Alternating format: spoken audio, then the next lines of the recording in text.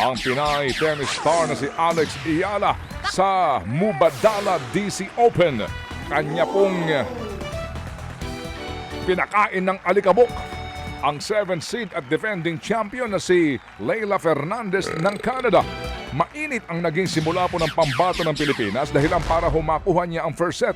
Pagsapit ng second set, bumawi po si Fernandez at nakabuo ng 5-1 na kalamangan pero hindi sumuko si Ayala at nagawa pa hong mabawi ang bentahe 6-5. Umabot sa tiebreaker ang laban kung saan dinomina ni Ayala si Fernandez. Final score 6-2, 7-6 at 7-1 sa tiebreak. Sunod mo makakalaban ni Ayala ang magwawagi sa pagitan po naman nina Elina Espitolina at ni Polina Kuder Metofa. Samantala, nakarating na po sa Vietnam ang Alas Pilipinas Women para sa unang leg ng Southeast Asian V Cup. Unang makakalaban ng Alas Women ang host Vietnam sa Biyernes. Bahagi po ito ng paghahanda ng pambansang kupunan para sa Asian Games sa Japan sa Setyembre.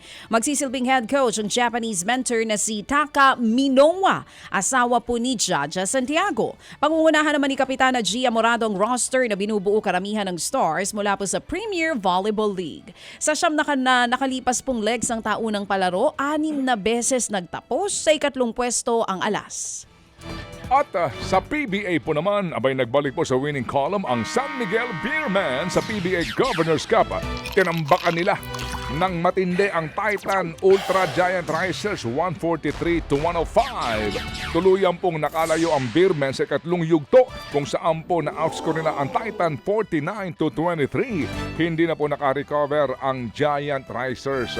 Sila po ay palyado. Nagtala po naman ng 35 points, 8 rebounds at 8 assists si Import George King. Meron pong 26 puntos po naman si Jeric Ahanmisi. Pangalawa po ngayon sa Group A ang sa SMB sa likod ng 4 wins and 1 loss. 1-5 naman ang standing ng Titan. Uy, batiin natin. May radyo daw napakalakas dyan sa mga staff po ng Enchanted Kingdom. Good morning sa inyo, Rebecca. Magandang umaga, sabi nila. Lagi kami nanonood ni Manong Ted dito bago daw sila magbukas dyan. Matumal ngayon kasi maulan. Good morning po sa mga taga-EK dyan sa Laguna. Yes, and salamat din po sa inyo pong sakripisyo para po din sa ating pong mga kababayan na gusto pong magkaroon ng entertainment. Amen! Eto naman nakuha po ng guest team Macau Giant Pandas ang ikalawang sunod na panalo sa PBA Governors Cup. Nalusutan po nila ang Terra Firma Jeep 96-92. Naipasok ni Kobe Lam ang 1 layup sa huling 10 segundo. Sablay pong free throw niya pero nakuha muli ng Macau ang possession na siya namang nagsiguro ng kanilang panalo. Nakumpleto ng Macau ang comeback win matapos matambakan ng 15 puntos sa isang bahagi ng laro. Nagtala po ng 34 points at 14 rebounds si Devondre Perry para sa Pandas at kapwa may 2 wins at 4 losses ang Macau at Terra Firma. Magbabalik import naman ng TNT Tropang Giga si Raleigh Hollis Jefferson. Kanyang papalitan si Darius Days na hindi naabot ang expectation po ng koponan sa unang 4 na laro ng conference. Nagtatala po lamang ng 10 puntos si Days sa 110-107 na panalo ng tropa laban po sa Converge Fiber Xers noong pong Martes. Hindi na po bago sa koponan si Raleigh na kuya ho naman ng ating pong import na dati ng TNT na si Ronde Hollis Jefferson. Naglaro para ho sa tropa si Raleigh noong pong 2023-2024 Commissioners Cup bilang kapalit din po ni Ronde. Posible hong makapaglaro si Raleigh kontra San Miguel sa araw po ng Sabado, 1 ng Agosto.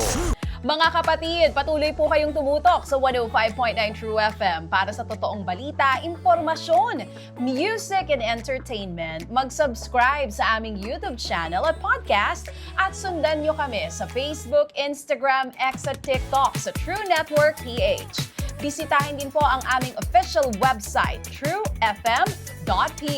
At panoorin din kami sa True TV Signal, Channel 19. Kami po ang 105.9 True FM.